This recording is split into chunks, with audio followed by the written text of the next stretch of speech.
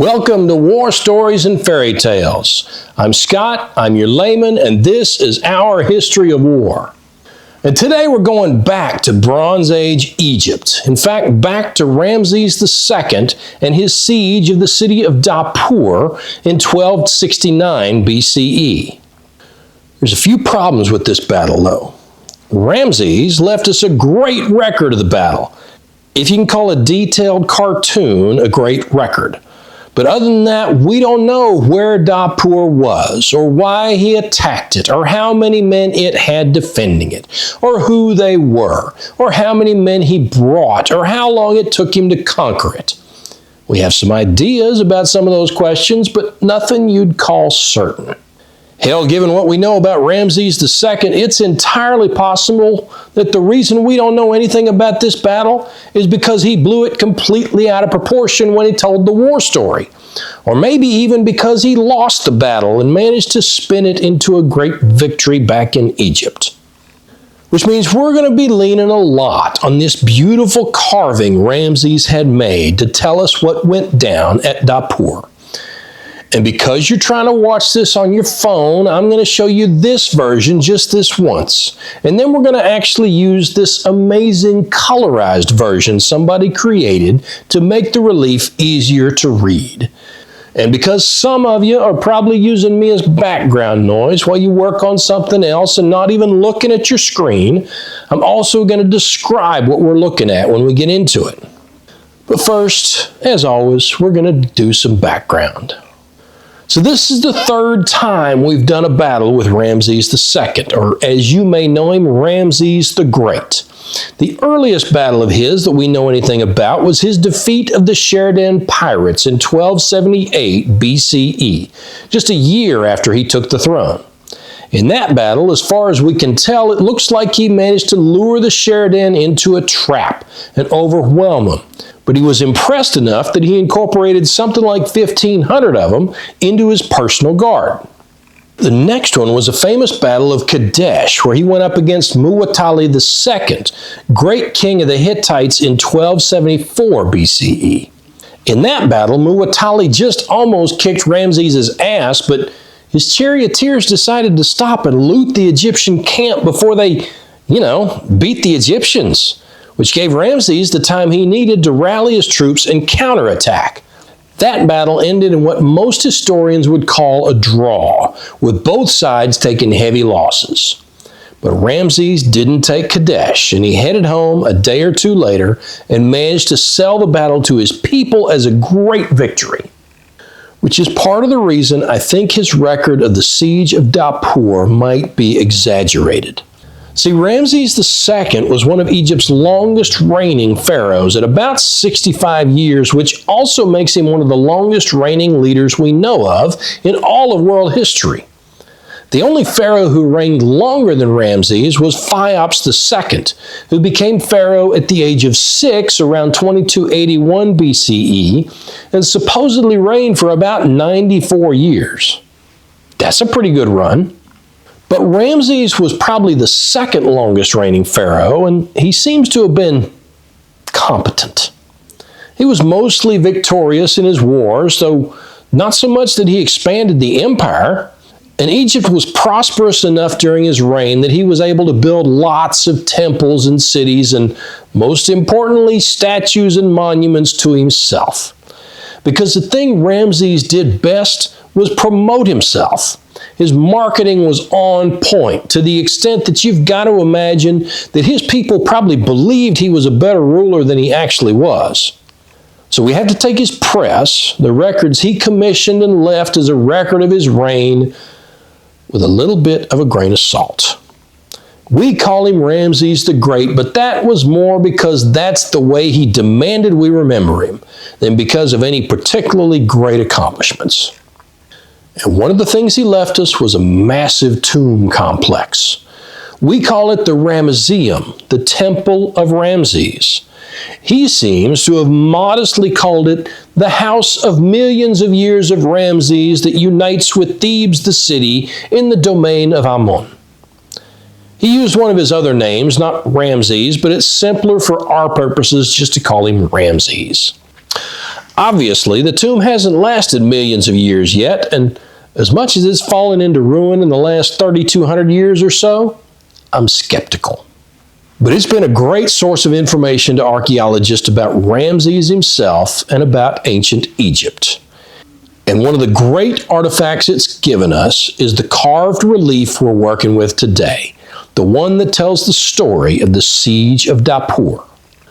So where was Dapur, and why was it important, and why would he have gone there in the first place? Well, we're not sure where it was. Somewhere in Syria, north of modern-day Lebanon. For a while, historians thought it might have sat on top of Mount Tabor in northern Israel, and you can sort of see the connection there. It's in more or less the right geographic area, and the ruins on top of the hill have been built up and rebuilt and built over so many times that it's easy to imagine a fortified city up there in the distant past. And Dapur and Tabor and Tabor could be names for the same place in different languages. But it seems more likely that the city was farther north, up in Syria. At least one archaeologist puts it on top of the hill that overlooks the city of Kadesh, which makes at least a little bit of sense. The Egyptians and the Hittites fought over Kadesh in 1274 BCE. And since that battle hadn't really decided anything, it's possible that they would come back there and fight again sooner or later. Because Kadesh is, or was, an important trading center. The north-south route through the Levant runs through the Bekaa Valley to the south and the Orontes River Valley to the north. The city has relatively good access to the coast, and the route through the desert from Mesopotamia runs pretty much right to Kadesh. The quantity of goods and money moving through Kadesh in the 13th century BCE would have been no joke. So if Ramses couldn't take the city itself, taking the fortress above it would have been the next best thing. Of course, there was a small problem that the other dominant Mediterranean empire, the Hittites, currently held the region and controlled all that trade, and they didn't want to give it up. And bear in mind, that's all just guesswork. All we have from the Egyptian sources is that Dapur was in the land of Hatti, which means it was somewhere in the area south of Anatolia controlled by the Hittites. So who were the Hittites? Well, not to put too fine a point on it, but they were the other powerhouse of the eastern Mediterranean. Where the Egyptians dominated the Nile Valley and the Levant up to Canaan, which was modern-day Israel and Palestine, the Hittites dominated Anatolia, where Turkey sits today, and the northern Levant down through modern Syria into Lebanon. The Babylonians were another heavy hitter in the region, controlling Mesopotamia south of modern-day Baghdad, but they're not going to come into this episode. The Assyrians were kind of just getting started in northern Mesopotamia, but they won't become the big shot in the region for another couple of centuries. And the Sea Peoples were beginning to make their presence known across the Mediterranean. They had already come into conflict with both Egypt and the Hittites by this time, but they were nowhere near the catastrophic threat they would become 3/4 of a century later. But in 1269 BCE, the Hittites were past their prime, although you probably wouldn't have known it to look at them. Their empire had done some expanding under Suppiluliuma I and his son Mursili II back 60 years or so before this story. But they were still formidable, still a superpower in the Eastern Med, and they had already butted heads with Ramses at least once at Kadesh in 1274 BCE, like we talked about a minute ago.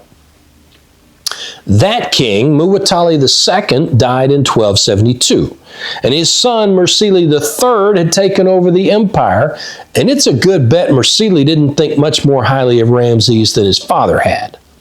The Egyptians were a force to be taken seriously, to be sure, but Ramses himself probably wasn't much more of a threat than the other tribal powers, like the Casca and the Mitanni, that the Hittites had to deal with on a regular basis. Because while the Egyptians had had the luxury of developing a civilization in the relatively isolated Nile Valley, it seems like the Hittites had to fight off threats from all sides pretty much all the time. So it's not that surprising that the Hittites don't seem to have taken a direct part in this fight, even though it was in their territory. Instead, Ramses seems to have only had to deal with the people of Dapur itself, who may have been called the Cheta, but I haven't been able to find out anything about them. A couple more things I want to say before we get properly into our war story.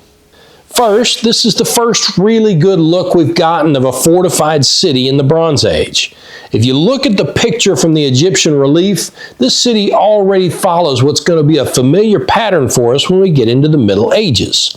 An outer wall with towers defending the corners, and a gatehouse to make the gate harder to force your way through. An inner wall that's higher than the outer wall with more towers and what looks like a citadel or a keep within the inner wall to give the defenders a final place of refuge if an enemy breaches both walls and gets into the inner city. We see some kind of standard up on top of the keep, which would have served as a sign to defenders and attackers alike of how the battle was going. While it stood, everybody knew the fight was still on. When it came down, the battle was over. We see guys on top of both walls with bows and spears, and even one guy with a rock. We see the Egyptians assaulting the walls with ladders, but no siege engines, which means either they didn't use them for this fight, or the guy who made the record didn't know what a siege looked like, or Ramses didn't want them included for some reason. And it's interesting that the defenders on the walls are wearing different outfits. And remember, these have been colorized to make them easier to tell apart. And while the original relief was probably painted something like this, by the time we found it, it was weathered clean. So the pigments here are really our best guess. But on the walls, you have guys with shoulder pads who I take for soldiers in armor. You have figures without shoulder pads who may be palace attendants, or even women who have come out to help with the defense. And another one with a torch or a scepter who's probably the king. And you have a few figures who don't seem to be wearing any uniforms at all.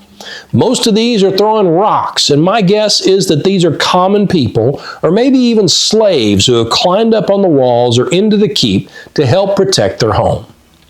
The other interesting bit I want to point out about the relief is on the Egyptian side. If you look along the bottom edge of the picture, you see 6 figures with shields and swords with these funny braids down the sides of their faces. These are 6 of Ramses' sons, and the side braids mean they're still considered boys and not yet men. I'm not going to clutter things up by telling you all their names, especially since none of them is Merneptah, who would ultimately succeed him as pharaoh. I just think it's interesting that Ramses brought his sons to battle with him, and at least one of them, Chemwaset, had already been campaigning with him when he was still crown prince, when Chemwaset may have been as young as 4 years old. It says something about what the Egyptians, or at least Ramses, expected of a king's kids. After all, if you want your kings to lead soldiers in war, you want them not to shrink from it when the time comes. And that means they need to see war, to become accustomed to it from an early age. And these kids are not only seeing it, they're participating. The 2 oldest on the left seem to be executing captives or maybe taking trophies. It was an Egyptian practice to cut off the right hands of the enemies they had killed and pay a bounty for them. So the 2 older sons might be doing something like that. The 4 younger sons had these white domes between them and the city, which might represent tents. So they may be helping to guard the Egyptian camp. But we'll get into those things in a little more detail in just a little bit. For now, let's get to the war story. The BS meter for this war story is about a 9 out of 10. I've had to make most of it up. This battle probably happened, but that's about all we have. No shit. There they were. Ramses was in a bad mood, knowing he had to go back to Dapur. He had already taken the city once, 2 years before, and even put up a statue of himself there. And now they were refusing to pay tribute again, and refusing to send him his portion of the trade that passed through the city again. What he really needed to do was find the new Hittite king, Mursili III, and kick his ass so bad he just pulled his borders back to Ugarit and left the region around Kadesh to Ramses. But he needed a few more years to build up his forces before he could do that, so he would settle for smacking Dapur again. It might have made more sense to pull back to Canaan himself, to beef up the Egyptian presence there and make sure his ports were secure. But Ramses had always lived in the shadow of his famous ancestor Thutmose III, who had marched up into the Levant 200 years earlier, far enough to demand tribute from the Mitanni. Surely, if he could do it, Ramses could take Dapur and Kadesh from the Hittites and show everybody that he was every bit as good a pharaoh as Thutmose had been. So he assembled his army for the year's campaign. 20,000 men split into 2 divisions for the march. And with 6 of his sons along to see how it was done, he inspected the army outside the city of Pi Ramses, the army town he had built on the eastern side of the delta for the express purpose of making it easier to march up into the Levant. So the boys followed along as he reviewed the troops' formations from his chariot, watched them march, asked the generals which units needed equipment or weapons or sandals, even walked the ranks and interviewed a few soldiers. How long had they served? How was the food? Was there anything they wanted him to know? And when he was satisfied they were ready, they started north. Now 20,000 people is a big crowd. To put it in perspective, that's the capacity of a fair-sized college football stadium. And if you're not from the U.S., when I say football, I mean football and not soccer. So try to remember the last time you were in a football stadium and how long it took for the place to empty out when the game was over. That's the kind of crowd we're talking about here. And this is in the Bronze Age, a long time before the Romans started paving roads, so imagine all those people moving through an area of hard-packed dirt roads, or even no roads. In wet weather, everything's going to be churned to mud pretty quick. And in dry weather, everybody who isn't close to the front of the formation is going to be eating dust the whole way. That's one reason you want to break up your army into divisions to march to your objective. If you march as one big army, you're going to make a mess of whatever area you march through. But if you break it up into divisions and start one division half a day or a day behind the other one, your guys get to march in much better conditions. And they move faster. And they do less damage to the areas they pass through. And they don't completely strip the land bare like a swarm of locusts, especially if you can find multiple routes for them to follow. And if the enemy's out looking for you, you'll be marginally harder to find marching in divisions than you would be marching all together. And harder to count, so the enemy may have a harder time figuring out just how many of you are coming. And if one division gets hit, the one following behind can maneuver against the enemy. So Ramses would have split his army into at least 2 divisions for the march. And remember, we don't know how many guys he brought to this fight, so 20,000 is just a number I made up. He brought 35,000 to Kadesh, so he might have felt the need to bring more on this campaign. Or, if he didn't expect to encounter the Hittite field army, he might have brought fewer. That's the scenario we're going with here. And sure enough, they made it to the Bekaa Valley without encountering a Hittite field army, because as we've already established, the Hittites are all busy up in Anatolia. Ramses rode with his bodyguard with the lead division, which marched up the valley toward Kadesh, while the following division marched up the coast road and came around toward Dapur from the north. And for some reason, the city fathers of Kadesh didn't bother to interfere with the Egyptians' march against Dapur. It might have been because in the years between Kadesh and Dapur, Ramses had made a deal with Kadesh to keep his trade flowing. It might have been that Kadesh didn't care what Ramses did to Dapur as long as he left them alone. Hell, it might have been that the city didn't have an army that could stand against the Egyptians without the Hittites there to back them up. Or maybe Dapur actually was nowhere near Kadesh. Or maybe they did try to fight and Ramses spanked their asses and sent them back behind their walls. Weird that he didn't brag about it if that was the way it went down, but it's also possible that he did brag about it, and that record has been lost in the last 3,300 years. Which is a long way of saying we don't know what happened before the Egyptians got to Dapur. All we really know is what the Egyptian relief tells us, or what we think it tells us. Which is that the Cheta, the people of Dapur, fought like fucking demons. We have no idea how many people lived in Dapur in 1269 BCE, but it was a lot less than 20,000. The entire population of Canaan, the area that's now Israel and Palestine, was around 20,000 at this time. And plenty of trade was passing through Canaan. So one city in Syria, especially a secondary trade city, couldn't have been more than 4,000 or 5,000, which means they could have put maybe 1,000 guys into the field, and that's if they put swords and spears in the hands of basically every male between 15 and 40. And from the relief, it looks like they came out from behind their walls and tried to take on the Egyptians in the field. Outnumbered 20-1, they tried to fight. And that was when Ramses knew he had to make sure to record the events of this battle. These magnificent sons of bitches needed to be remembered. So his scribes started recording. They recorded as he overwhelmed the Cheta chariots, charging himself at the head of his own chariots. They recorded as his son Chemwaset earned his manhood by executing high-ranking prisoners, and as his younger son collected trophies from the Cheta dead, so Ramses would know what sort of bounty to pay his soldiers.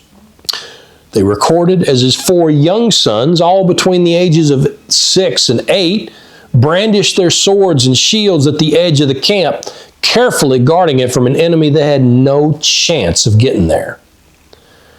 They recorded as his soldiers climbed over the lower outer wall, ignoring the formidable gatehouse and driving the surviving defenders behind the inner wall, using ropes to climb it because the Egyptians already had the inner gate blocked. They recorded as the hard part started, as the Egyptians put long siege ladders up against the inner wall and climbing up against a hail of arrows and rocks, thrown down not just by soldiers, but by the women and slaves and children of the Cheta king's court. They recorded as the circle got smaller and the defenders' lives got shorter, as the Egyptian archers amused themselves by occupying the towers on the inner wall and shooting anybody who dared to show themselves on the keep, and when there was nobody to shoot at, by filling the Cheta standard full of arrows. And when the Egyptians finally broke down the door into the keep and started clearing it room by room and floor by floor, they stopped recording. Because Pharaoh wanted a record of their heroic stand, not of their bodies lying butchered all through their city. The conquest was message enough.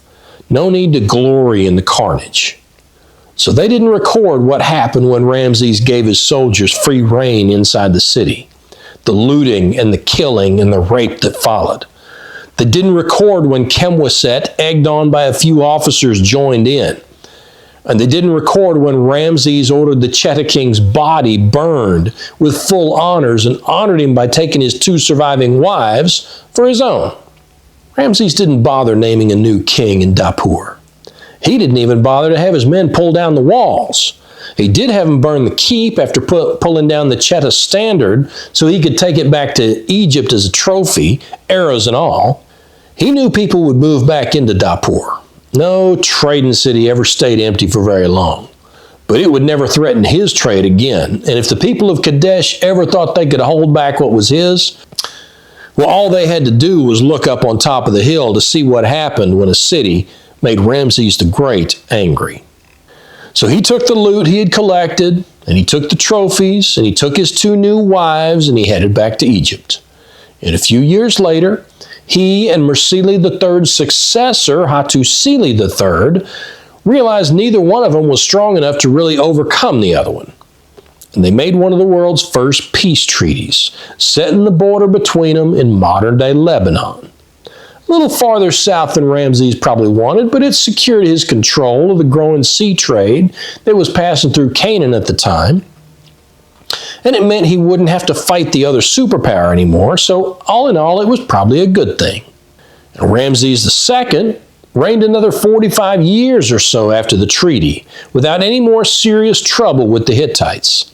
He led a few more campaigns, but it looks like the rest of his reign was mostly peaceful. He finally died in 1213 BCE, leaving an entire nation behind him of people who had never known another king. Of course, with a BS meter of 9, I'm not going to do a scorecard. So that's the siege of Dapur, or my own take on it based on what little we have. Thanks for watching. If you enjoyed this war story, I hope you'll give me a thumbs up and hit that like button. And don't forget to tell your friends about me, especially the one that you're thinking about when I say that. Till next time, I'm Scott, reminding you to piss when you can. Have a good one.